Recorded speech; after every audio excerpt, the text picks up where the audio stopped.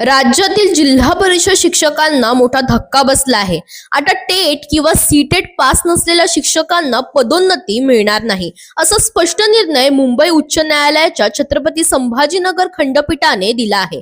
3 April 2025 रोजी शिक्षण विभागाने जाहीर केलेल्या पदोन्नती यादीत फक्त टेट पात्र शिक्षकांना संधी देण्यात आली होती. यानंतर 23 शिक्षकांनी कोर्टात धाव घेत अनुभव असूनही फक्त टेट नसल्यामुळे पदोन्नती नाकारणं अन्यायकारक आहे असा दावा केला होता. मात्र कोर्टाने हा युक्तिवाद फेटाळला. विद्यार्थ्यांना दर्जेदार शिक्षण मिळण्यासाठी शिक्षकांची गुणवत्ता महत्त्वाची आहे, त्यामुळे टेट ही पदोन्नतीसाठीही आवश्यक अट ठरू शकते असं स्पष्ट सांगितलं.